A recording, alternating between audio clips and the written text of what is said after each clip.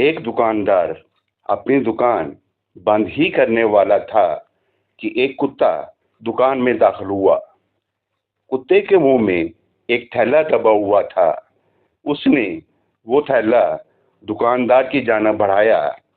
دکاندار سمجھ گیا کہ وہ اسے کیا سمجھانے کی کوشش کر رہا ہے۔ دکاندار نے تھیلا کھولا تو تھیلے میں خریدی جانے والی اشیاء کی فہرست اور رقم موجود تھی۔ دکاندار نے پیسے لیے اور مطلوبہ سامان تھیلے میں رکھ دیا۔ کتے نے فوراً سامان کا تھیلا اٹھایا اور چل دیا۔ دکاندار کتے کے عمل سے بہت حیران ہوا اور یہ جاننے کے لیے کہ اس کا مالک کون ہے، اس نے کتے کا پیچھا کرنے کا سوچا۔ کتا بس اسٹاپ پر پہنچا اور بس کی آمد کا انتظار کرنے لگا۔ کچھ دیر بعد ایک بس آئی اور کتا بس میں چڑھ گیا۔ جیسے ہی کنڈکٹر نزدیک آیا تو کتا اپنی گردن کا پٹا دکھانے کے لیے آگے بڑھا، جس میں کرایہ اور پتہ دونوں ہی موجود تھے۔ کنڈکٹر نے پیسے لیے اور ٹکٹ دوبارہ گلے میں بندھے پٹے میں ڈال دیا۔ جب وہ منزل پہ پہنچا تو کتا سامنے کے دروازے کی طرف گیا اور اپنی دم ہلا کر اشارہ کیا کہ وہ نیچے اترنا چاہتا ہے۔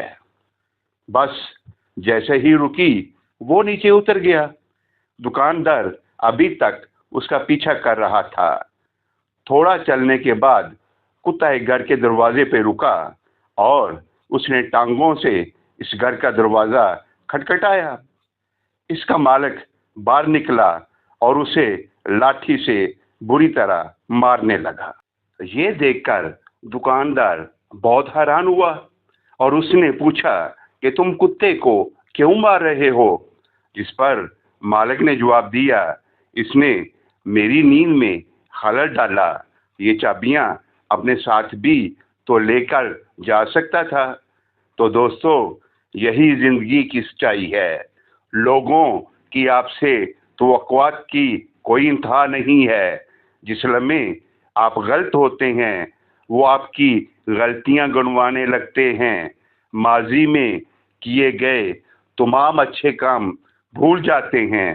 ایک ذرا سی غلطی پھر بڑھ کر رائی سے پہاڑ بن جاتی ہے، اور یہی اس مادی دنیا کی فطرت ہے۔ اسی کے ساتھ آپ سے اجازت چاہتا ہوں۔ اپنا خیال رکھیے گا اور اس ناچیز کو دعاؤں میں یاد رکھیے گا۔ اللہ نگہبان۔